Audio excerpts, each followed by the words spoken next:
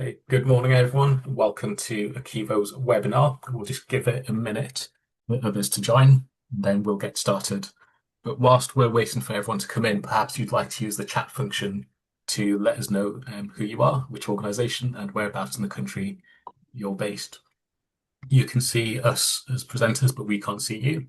So it's always nice to know who's there and also introducing yourself to each other.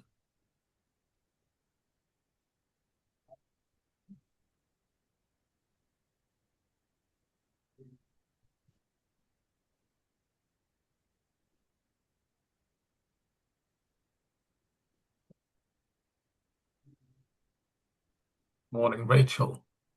Thanks for kicking us off.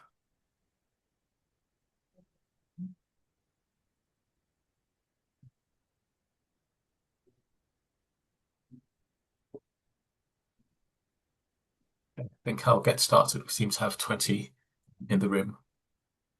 So, good morning, everyone, and welcome to today's webinar, Strengthen Your Charity's Digital Backbone. I'm Pete Johnson, Head of Income Generation at ACEVO, and I'm pleased to be chairing today's session. Now, for many CEOs, IT is both a strategic priority, but also at times it can be a daily pain point. From rising cyber threats, stretched internal teams, and also growing digital expectations, both from staff and funders alike, can make this a leadership challenge, not just a technical one. Today, we'll be exploring how co-managed IT can help break the firefighting cycle and support your organization to be more resilient, scalable, without losing that control or culture. Our speakers today will cover what's holding charities back on IT progress, what co-managed IT is and what it isn't, how it can strengthen internal teams and boost long-term resilience, and we'll hear some real examples from organizations using this model effectively. Now, I'm joined today by James Field, Customer Strategy Director at Smartdesc, and Adam Monks, CEO and co-founder of Smartdesc. Now, Smartdesc is a dedicated charity IT partner specialist, supporting over 75 nonprofits and their thousands of staff every day. They are an ACEVO premium partner, and they bring deep sector expertise in digital transformation, IT leadership, and cyber resilience.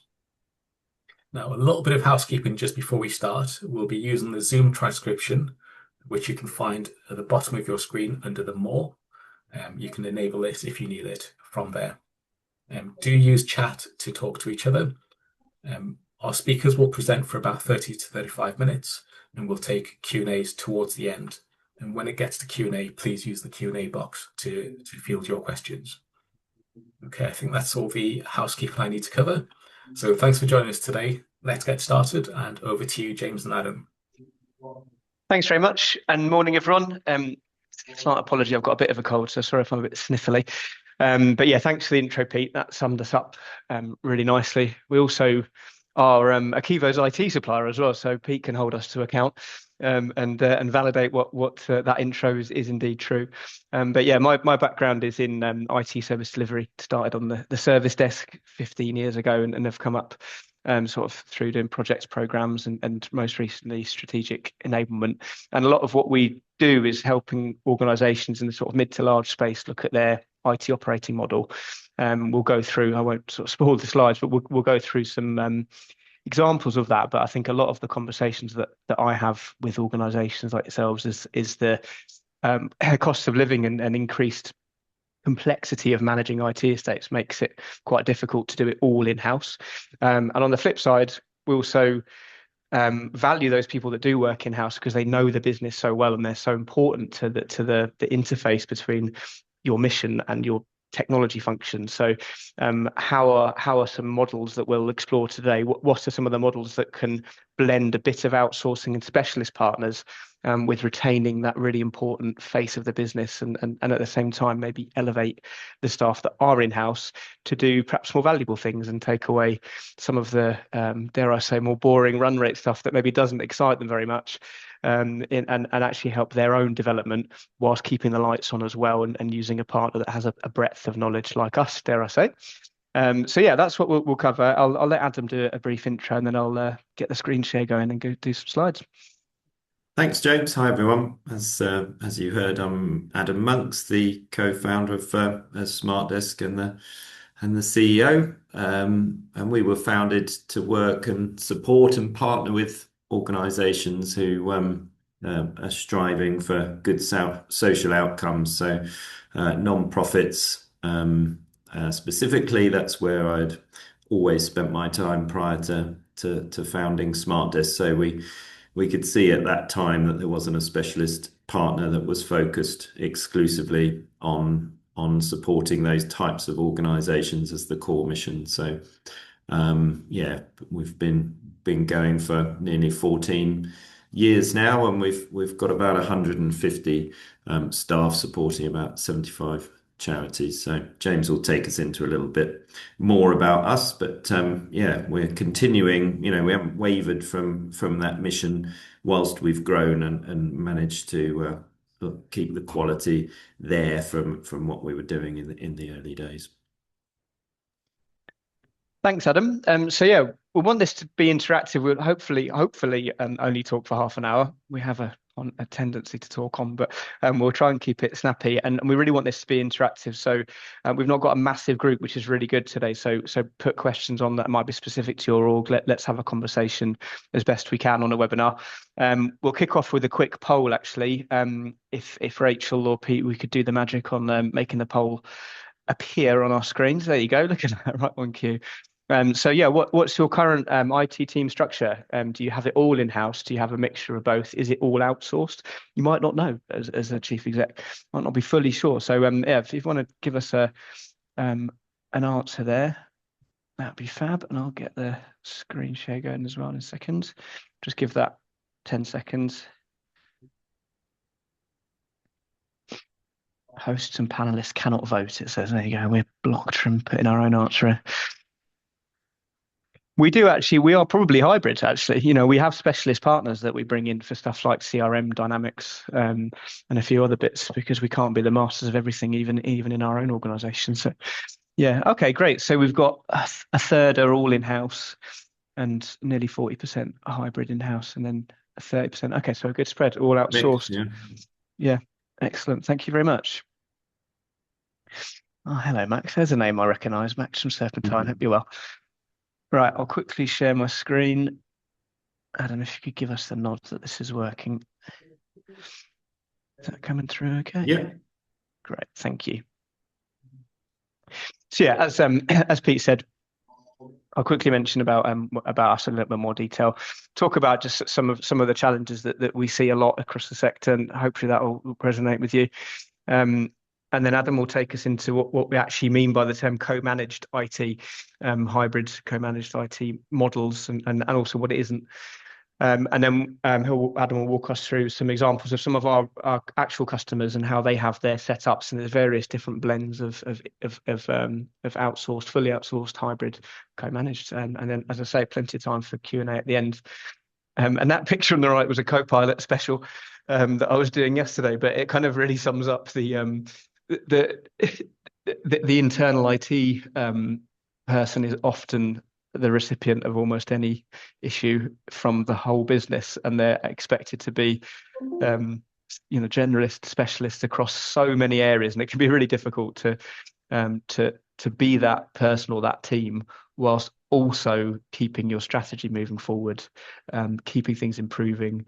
They'll have, every IT professional I've met in a non-profit has got loads of ideas of things they want and need to do, but every time they get started on it, something else happens that they have to down tools and fix. From someone's individual laptop to an outage of some description. So, it can be a real difficult juggling act. And of course, dotted across all of that, you've got compliance and cybersecurity and trustees putting their oar in, saying we need to be better on cyber, and that can be quite a difficult question or challenge to actually answer when budgets are also really tight. So they're generalist people that are spread across a lot of different areas, and some of them are very specific disciplines like cyber actually, and you can't really expect your IT manager to also be a cyber expert. I always say it's a bit like asking an electrician to be a plumber. They are different disciplines. So that's a very common sort of scenario, and I'll go into some statistics on that I was researching the other day on how that is actually a reality for a lot of organizations. Very briefly about us. A lot of you all know us already, but as Adam said, we're a managed service provider who are dedicated to charities, and our vision is really to help organisations reach further through better use of technology, not necessarily going out and buying different products, but actually using what they've already got, maximizing that, making things efficient and easier to manage so that you can then scale without having to just keep buying bits of software that end up as data silos that aren't integrated into everything. And our mission statement there is to help organizations create strategies and implement those right technologies at the right price, backed up by professional support that is empathetic. And our team only work with charities, so we're very comfortable with what we say as a non-IT user who has a very low IT skill set, because their day-to-day is out in the community, running community workshops or walking around an art gallery. You know, these people aren't traditional IT users, and that's how we've grown over the years, is really looking after those staff and understanding that, and indeed underpinning it with cybersecurity that is fit for purpose, not just shiny stuff that we get sold at conferences. It's really important to make the maximum use out of all of your technology, and especially the Microsoft piece. We have 95% of our customers, as Pete mentioned, over 75 organizations, I think over 10,000 end users supported. Bottom left, 98% retention rate. I think the market industry for IT service providers is 80, and all of that's really through word of mouth and trust, because we take it very seriously that we are really the trusted advisor in the organizations that we work with. They look to us to be their trusted advisor, critical friend. And we can achieve probably over 40% reduction in help desk tickets and noise coming to that service desk, help desk, when we really optimize your IT estate, use automation, get things shipshape, get the house in order. It just means that there's less of that noise that I mentioned earlier coming through the service desk. The logo slide, lots of different organizations, big and small. We tend to sit at probably the sort of mid to larger size organization is where most of our clients sit, a real spread. And I guess one of our key value adds is that we're seeing lots of good and some bad practice across all these organizations. And we really want to help charities that we start working with, instead of reinventing the wheel, to actually learn from those other organizations. We're lucky in this sector, aren't we, that we're quite collaborative. And so there's a lot of good examples of good practice that we'll bring and share to you as part of our relationship with you. And we do lots of events with Microsoft and roundtables and stuff like partnerships with ACEVO actually as well, where we're just hopefully we're sharing some of that good knowledge and learning back to your IT teams and yourselves. And then just the final couple on about us. We really focus on the Microsoft stack. We're experts in that. And we work very closely with Microsoft's non-profit team, who are now called Elevate. We work with them pretty much daily. And their whole raison d'etre is actually to help organizations who are non-profit maximize their discounts and what they're doing in the Microsoft technology areas at non-profit rates as well. And then, the final one, really, I don't want to labour this point too much, but yeah, our whole focus is the non-profit sector. The Microsoft qualifications mean that we can bring that breadth of experience to your team if there is a bit of a skills gap there. It's hard to keep on top of the constantly changing world of Microsoft, so we can provide expertise and guidance on that stuff. And really on the service delivery and effectiveness, as I mentioned, optimizing your existing setup is the place to start. That foundational layer, getting the house in order, is really important. And we wouldn't be doing this in this sector if we didn't align to the values and ethos and culture of the organizations that we support.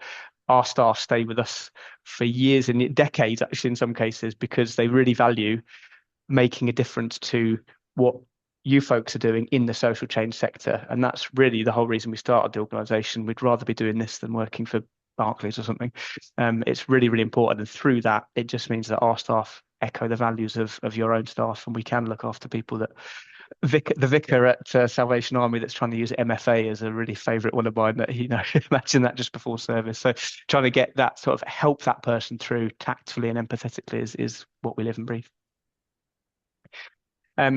So onto the kind of the challenge, and so Adam and I speak daily to charities that really struggle with managing an internal IT team and holding them to account, maybe that's a strong word, holding them to task, and moving the IT strategy forward can be very difficult in that image that I showed earlier, where the IT team are running around just trying to keep the lights on. And yeah, the top left, 83% of charities struggling to recruit staff in IT, and IT is a specialist discipline. And you kind of overlay that against the cost of salaries and trying to compete in the charity sector when recruiting IT professionals. It used to be that a lot of staff would be at the organisation for the philanthropic aims, and that's enough. But that's becoming increasingly challenged by IT salaries more generally, almost rising at double the rate of the non-profit sector. So that's a 4% rise in charity versus 7% in IT more generally, plus national insurance growth or rises. And organisations working on really, really low margins to start with. One big charity I was speaking to yesterday they work at a 1% margin, and if your NI or your salary is increased by 7%, then you've got a misbalance, a mismatch. So that just adds pressure to attracting and then indeed retaining IT professionals. Plus, of course, keeping them developed, keeping them moving forward, career developing and managing IT pros that might speak a different language to their line manager is quite a unique challenge. And that can be really hard to set professional development goals. And again, the third piece of that triangle is also then allowing them to really flourish and work on exciting stuff when they're also on the hook for keeping everyone happy and keeping everyone's device supported and working and not broken. So that's a real challenge, that top right one. The bottom left, most organisations, we do a charity technology leaders report every year, and almost all of the organisations now have adopted cloud infrastructure for the most part. Very few have on-prem servers left now, but that in itself brings a lot of complexity, because you've got things like the business maybe going out and buying fundraising applications or CRMs, grant management systems that might not be in IT's traditional wheelhouse, but they're also still expected to try and support it. And then you've got the challenge then of data sitting in separate areas. So cloud adoption on the one hand is brilliant because we're not worrying about servers blowing up, but on the other side of it, it does mean that IT people that might have been in your organization for 10 years are kind of having to learn new stuff in addition to keeping everything else running as well. So that can be a real challenge in itself. And then finally, perhaps unsurprisingly, we're now seeing that the sector as a whole is really, there's a big uptick on working with partners to perhaps fix some of those problems and bring in some expertise to help those internal guys and girls work out strategies rather than trying to do it all by themselves. So that's kind of the state of the nation, as it were. Adam's going to take us into what we mean by co-managed IT and a few scenarios for that. Adam, over to you, if that's okay. Thanks, James. That's great. And I should start by saying I'm sure Barclays is a lovely place to work. Well, true. Don't know if my mortgage would agree with that, but anyway. So I'm just going to have a look at some co-managed models with you, and then we're keen to get into some a bit of Q&A, which is often a much richer section than the PowerPoint section of these things. There's some list on screen there in terms of what co-managed is in terms of a set of features, I suppose, or outcomes maybe. But it's really, as we've heard, a blend of in-house staff and an outsourced partner. And it is, without question, really the best model for organisations where you have between around maybe 200 staff and around 2,000 staff. So between those kind of sizes, it really is, absolutely the best model for organisations to have in place in IT departments. I think less than 200 staff, you've got a case for being fully outsourced with no internal staff. We do have some customers that are co-managed, less than 200 staff, but we have a bunch that are fully outsourced, who are around that size. And over 2,000, you're in a position where you could be fully in-house and not have as much risk as if you're a smaller organisation than that. And when I say staff, of course, I mean full-time equivalents in this sector, including volunteers and so forth. If we whiz on to the next slide, I'll just try and bring this to life a little bit by showing on screen here.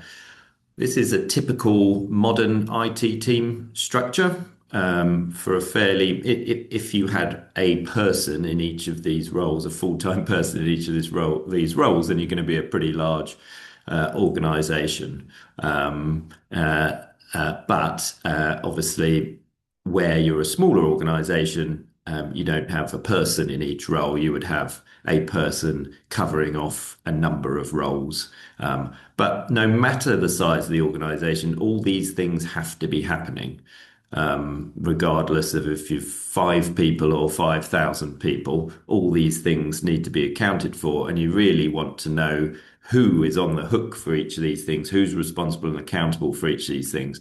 And that's really quite vital then for making sure you don't get kind of stuck in the weeds like James had described earlier. So what we can see here, we have leadership and strategy at the top of this org chart, security down the right-hand side there, service desk down the left, and then you've got the infrastructure management and cloud management sort of center left, and project delivery, change and updates down the center right there. So it's those kind of 4 or 5 key grouped functions and the roles broken down within those. Actually, I suppose if we had a version 2 of this, we could maybe do some dotted line loops around those sort of 4 or 5 functional areas. But those are the roles that deliver everything you need in a well-structured way in an IT department for the current times. And what we'll do if we just move on is we'll look at where we've got some real world examples of some co-managed teams that we're involved in. So the next sort of 4 or 5 slides are actually structures that are in place right now at these charities. And the point I want to get across with these slides, as we whiz through these, you'll see that where there's the partner in those roles and where the in-house folks are in certain roles, it's a kind of from each organization to the next, it's a different mix.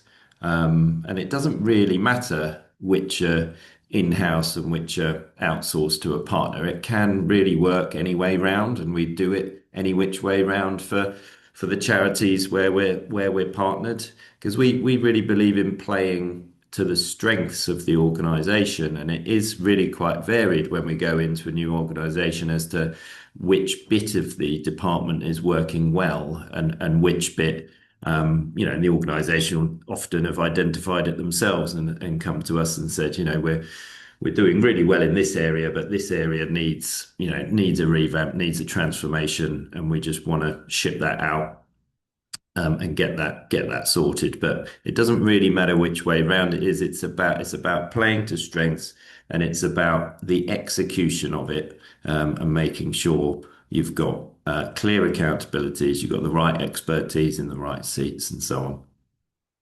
So here at Salvation Army, we've got the orange boxes are Smartdesc people, and the blue are our in-house people employed by Salvation Army. In this scenario, we look after the service desk, as you can see there. Our colleague Becky is reporting into a Salvation Army colleague above her, the service delivery manager. And then under Becky, interestingly, we have a blended team of in-house Salvation Army colleagues and Smartdesc colleagues that she manages, but it all works as one single team. And as far as the end users are concerned, they don't know or care who's who and who's from where. It's all about it being one cohesive team. And importantly, Smartdesc are accountable for the service desk quality and the service level there. So there's, absolute clarity about who is responsible for making an overall success of that function of the team. Both parties know where the buck stops. And that, as I say, is absolutely crucial. So we just move on. Thanks, James. We have WaterAid next, and it's more of a kind of 50-50 blend here, where again, Smartdesc have the service desk, but we also have the infrastructure management and the project delivery piece as well. So reporting up to in-house WaterAid colleagues. And then we have in orange there the SOC, the Security Operations Centre, although that's not us, that's another partner in the mix there. But WaterAid also outsource that piece to a partner as well. So it's probably an important point to say you can use multiple partners for different areas. There's a balance to be struck. You don't want too many suppliers to have to deal with, but there might be certain scenarios where it's a potentially positive to use more than one partner, so that there's a spread of accountability, or you don't have one partner just checking its own homework and so forth. So around the security area is somewhere where you could have perhaps more than one partner involved. Although obviously we'd like to be doing it, but we will always make a success of playing across a model that has multiple partners and in-house as well. And then the next one is over at Mind. And they have a hybrid model again, but again, a different mix. You can see on the service desk there, we only pick up third line escalations. So we don't do first and second line. Those roles are in-house, but they use us for that breadth and depth of technical expertise for escalations, which is, it's quite a common one in terms of getting that breadth and depth and more certified engineers in, and potentially having customer facing or end user facing people in-house. That model's always worked very well. We've actually been doing that for 10 years now with Mind. And we do look after also the infrastructure and the change projects. So again, it's kind of the more technical work perhaps that we pick up there. And the security structure is interesting. It goes to my point on the last slide, actually, that about working with multiple partners. And this is working really, really well at Mind, where we deliver the dedicated Chief Information Security Officer role. So that one's us. But again, the SOC is delivered by another partner. But what it means is we are then kind of managing that other partner and holding them to account about the SOC provision and making sure that is working well, and is aligned properly to the security strategy as well. Because it's, you can buy a SOC service, but somebody needs to make sure it's actually delivering, and you can see, the right reports are coming out of it, the tool sets are being tuned properly, and there's, a good security training program in place. There's risk management frameworks in place, all of that stuff that the Chief Information Security Officer do. And, with organizations of Mind size, they're not going to employ a CISO for 5 days a week at six figures. So we can do that at 2 days a week, 3 days a week for them, and get that quality of person in there, helping them to run that piece of the department. And the final organisation we will look at is Look Ahead, Housing Association. And we pick up the majority of roles here on this one, reporting into their head of IT, who indeed reports into their in-house IT director. And as you can see, we're picking up pretty much everything else in the department under that. One just to call out, perhaps, which we haven't talked about yet, is in that service desk structure, you'll see one of the boxes called life cycle. And what that is, it's the provision and disposal and shipping and redeploying of all the laptops and often also the mobile phone devices. So, or should I say mobile devices, so laptops, iPads, phones, etc. And we can outsource that as a service in its own right, and using a kind of warehouse facility where we can keep stock and use couriers to push out and take back laptops and redeploy and so forth, because that's often a really quite labor intensive piece of work for service desks.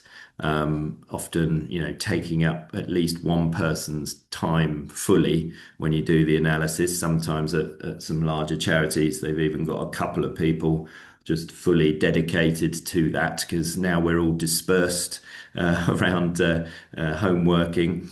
There is quite a lot of work there now with the shipping and redeployment. So taking that away just on its own is an interesting way to maybe start an outsource or partner-led strategy, which if everything's in-house at the moment, and those things should, there's a clear case for budgetary saving, particularly on that one.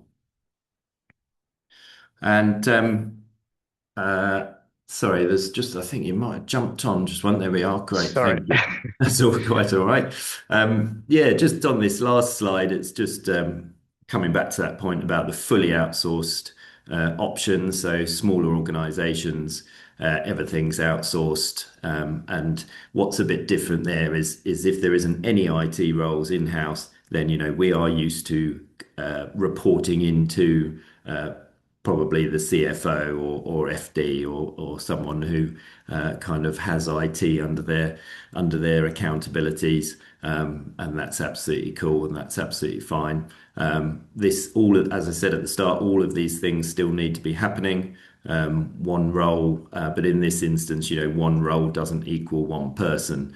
This is all delivered as a service, and an MSP typically would have a per end user cost or per ticket cost for the full service. But obviously, the advantage of an MSP is we will have individual people on our side for it, and we will have the experts and the depth, and the folks will be certified to be doing what they're doing and so forth. But obviously, it's not achievable in-house to have that kind of breadth and depth of expertise at smaller organizations. Thanks, James. And then, yeah, moving on just to the last slide for me.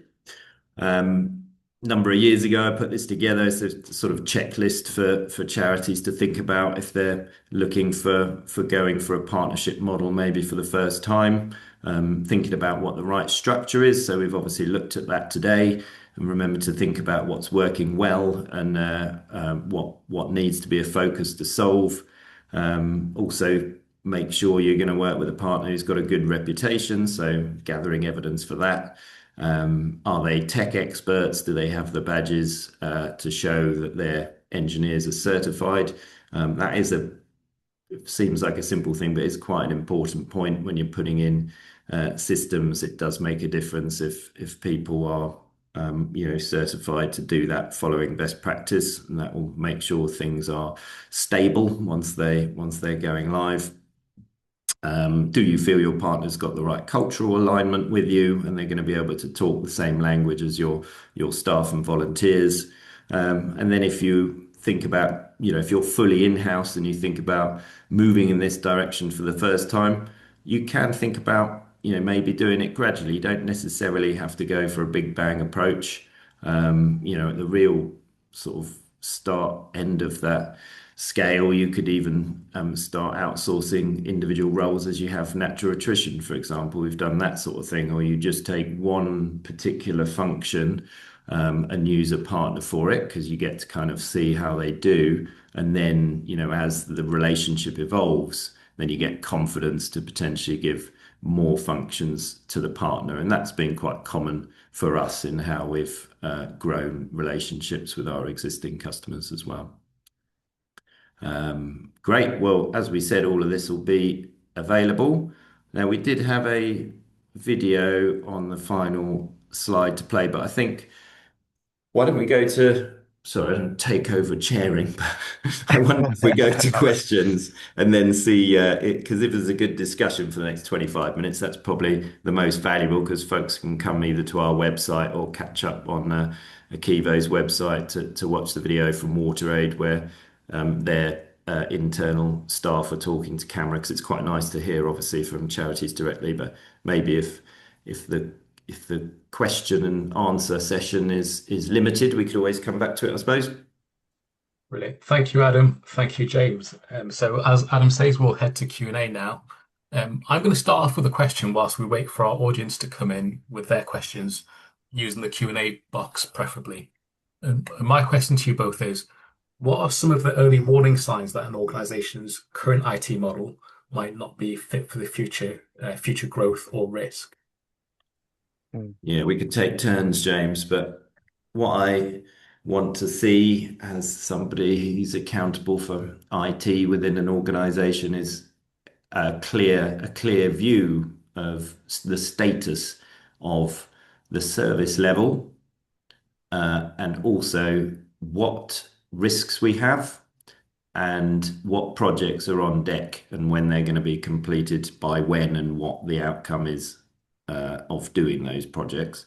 So it's kind of those three things, and you should be able to see those three things very simply by way of one or two slides showing you your service levels, your areas of risk, and your program roadmap.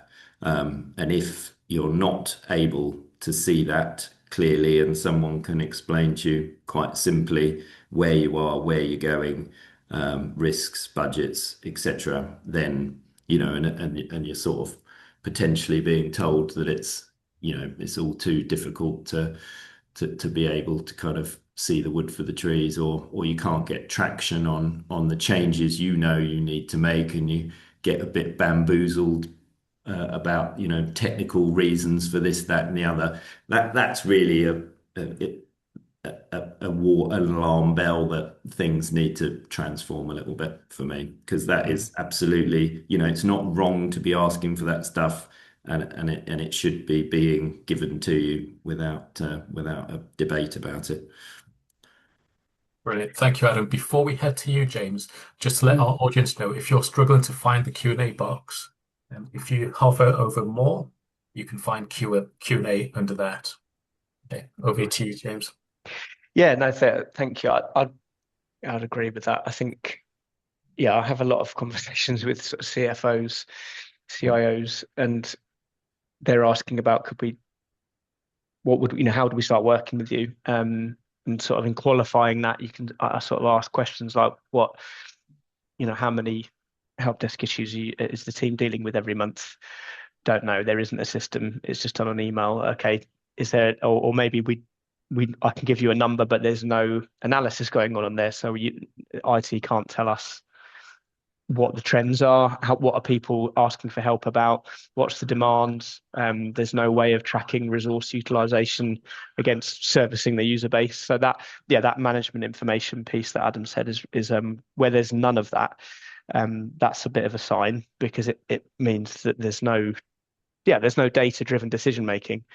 And the other one, I think you picked up on it, Adam, but also the technology roadmap. What's our plan? And an IT strategy doesn't have to be 28 pages of A4 and really glossy. It could just be a couple of PowerPoint slides of a Gantt chart of these are the projects that we know we need to do over the next 24, 36 months, rough budget figures for those projects, and that shows our direction of travel and maybe why we're doing those projects. It shouldn't be too difficult to do that if you've got the time and headspace and expertise to do it. And often that's missing, where the internal team are just running around, as I said at the beginning, running around just keeping the lights on. And there's then a natural bit of tension that comes through leadership who maybe don't understand the detail, and rightly so, because they're not IT, but they're not seeing anything improve.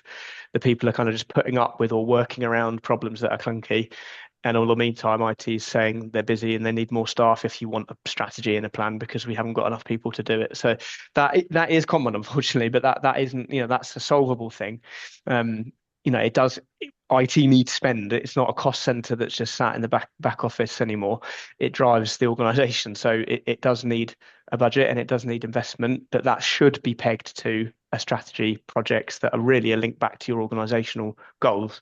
And where we've seen that done well, it works really well, because it's very clear then for chief execs to see, if we spend X, Y, and Z on our tech, we're going to be moving forward our progress against ABC of our corporate objectives. So it's doable, but yeah, often they need a bit of support in doing that. Thank you both. in the presentation, you gave some good examples, but I want to sort of dive a little bit deeper. And can you share an example of a charity that successfully moved from a reactive IT management to a proactive IT management? Mm. What changed for them? Yeah, I can hazard a go at that, Adam. You might have one of your own, but actually the link I've just put on the chat there, because of War Trade, we're happy to go on video for that.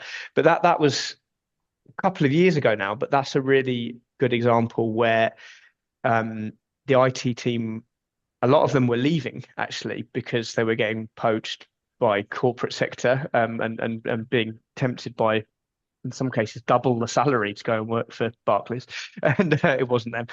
But there was a real migration away from the internal IT team, and the ones that were left, in fact, the ones that had left were all citing that they were just unable to do anything exciting and keep them motivated. In addition to the salaries not being quite there, but those two factors combined became a bit too much, and eventually they caused them to leave. So it left them with a problem because they weren't moving anything forward, and the guys that were there were just working on noisy stuff, reactive laptop setups, fixing things. So that's really that video. We'll talk to that in more detail, but that's where we put in that model that Adam showed with the service desk.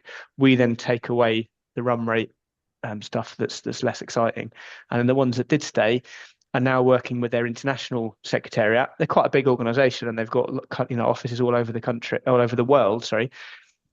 But those local programs in each country office are kind of Wild West. They're just doing what they want, and there wasn't any standardization. So the War Trade UK lot were able to then go out across the network and start to standardize offices in Africa and in South America.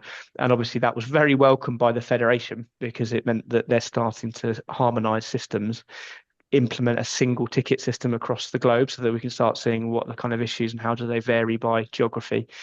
And that was very exciting work for the guys at War Trade UK. No, they loved that. That's a project that they wanted to do for 10 years and never been able to do it.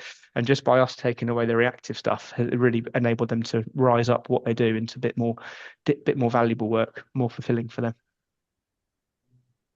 Brilliant, thank you. Adam, is there anything you want to add to that? Or I go to... Nothing too lengthy. I mean, it's bread and butter what we do, really. I think all of the organisations we saw today, those examples, that's been the case for all of them, and most of our other clients, really. We'll make sure there's a strategic way forward, and we'll pick up those day-to-day pieces that allow the folks to stop kind of looking inward at keeping the lights on and start looking outward towards the business and working on business enablement initiatives, and that's where we like to think we're kind of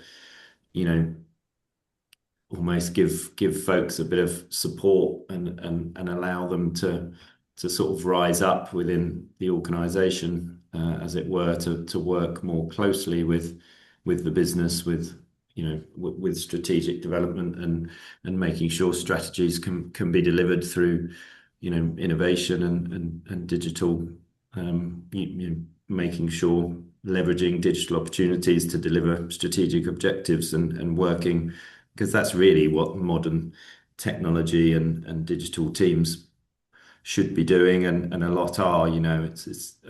We want to make sure we're helping colleagues to move into that direction, and we can handle the day-to-day stuff, and just make sure it's simple and cyclical. Brilliant, thank you. For my next question, it's around sort of culture. One of the challenges, I guess, with traditional outsourcing and perhaps with IT outsourcing is helping the organization come on board, understand the internal knowledge, and also maintaining the culture.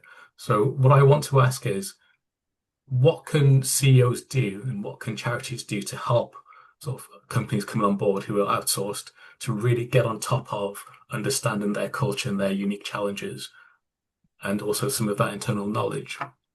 Yeah, I think it's pointers. I'll fly in first, James, but it's just having a partnership mindset, really. I think that all suppliers are going to go into something wanting to make a success of it, right? It's not.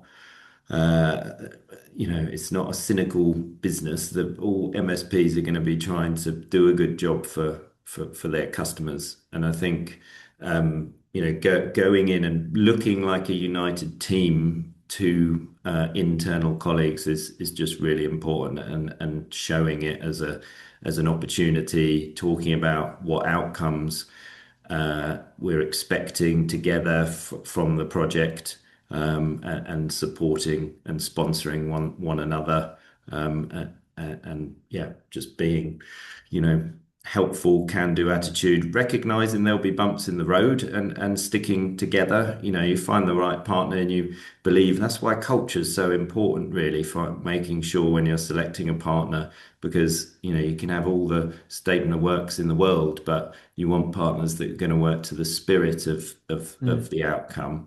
And if you feel you've found, because if you've selected the partner, then you have to really back your decision and feel that you've found the partner who is going to work like that with you, and then help to back them, and realize, there will be moments where we have to pull together, because it's IT, right? It's pretty. Some of those projects are pretty tough. That's well renowned throughout any sector.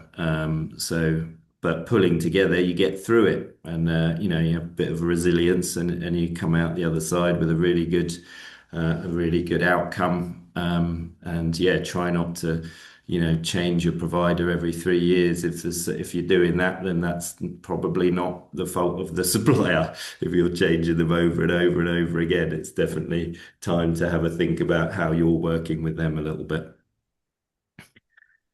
Yeah, it's definitely a provider that understands the sector is a good start. I would say that, wouldn't I? But that's really, really important, because non-profits do have a different governance structure, and they are complex organizations. We work with especially sort of frontline service delivery charities might have 10 different functions that all do different things, and policy and campaigns versus fundraising versus community outreach, and they're very different personas. So you ideally want to look for a partner that understands and works in the sector for a start, but secondly, bringing them in to your culture is also, it takes a bit of time, but it's really important. So we'll, to give you an example from us, we'll put our service desk in front of all the customer staff, the charity staff, from day one on a town hall, and put faces to names, and we're human beings, and we'll talk about the other organizations that we work with, where we've got embedded staff. Obviously they work for that organization, so they go through the organization's onboarding, safeguarding training, HR, all of the usual onboarding that as you would any other employee. We'll put the Smartdesc staff through as well, and they're treated like that, and they go to the Christmas party and the summer social or whatever, and they're really part of the team, and they're the fact that their Smartdesc is invisible to the end users. They have a work email address, and that's it. They're really part of the team, and so I think it does take, the relationship management is key. It's not a kind of fire and forget, oh, we'll outsource it, it's done. Where we work best is where we're meeting every month, and we're building that technology strategy together. And our job is to translate the needs of the business into technical solutions, and not use jargon. But close working is important. That's where you get the most out of it, beyond just the SLA stats and stuff, which is important. But that's kind of 20%. The other 80% is the relationship and the partnership, as Adam said. Brilliant. Thank you both. It's really useful information for us to know. There's no further questions at this stage. So what I'm going to do is just mention a few things that are coming up with ACEVO and with our partners to our audience. Some key dates for you to look out for and events to book onto. So as James mentioned, Smartdesc is an ACEVO partner, and we work with a range of partners who have deep expertise of not-for-profits. On the 17th of March, we have another partner webinar, which, given the state of the sector, I think everyone should attend this. So the session is Unlocking Major Gifts, what the wealth transfer means for your charity. So over the next 25 years, we're expecting 7 trillion, and I'll say that again because I couldn't quite believe it myself, 7 trillion to pass between generations in the UK over the next 25 years. So the webinar will look at and examine how charities can tap into that growing legacy giving model and philanthropy. And we'll look at emerging trends, how high net worth individuals are choosing to give, during their lifetime and also through their estates. So if you go to the ACEVO website on events and webinars, you'll be able to book onto that. And obviously that's an income generation stream that you can tap into. Next event is ACEVO Fest, our biggest event of the year, our annual conference, which is taking place on March 24th and the 25th. Again, you can book onto that on our website. And lastly, we noticed there's a lot of change at board level. So I want to let you all know that ACEVO has a recruitment platform called ACEVO Jobs, which allows you to reach the sector's most senior leaders and also board-ready talent as well. So it's a specialist platform trusted by charities, CEOs, executive teams, and also board members. So if you are recruiting onto your board or senior management positions, ACEVO Job is there for you. And as a member, you do get a discount for using that platform as well. So if your organization is not already registered, register onto that platform and start using it now. Okay, Thanks, Pete. We will be at ACEVO Fest as well, actually. So that'll be our second year, I think. So if any of this you'd like a further chat, come and find us on the stand at ACEVO Fest. It's a great event. Absolutely. And if you download the platform, you can actually message James directly as well. So you can set up a time and a place to meet during conference also. Okay, that brings us to the end of the session. So thank you, James and Adam. And thank you for those at home or in the office who've joined us this morning. And thanks also, Rachel and Lottie in the background. Okay, bye.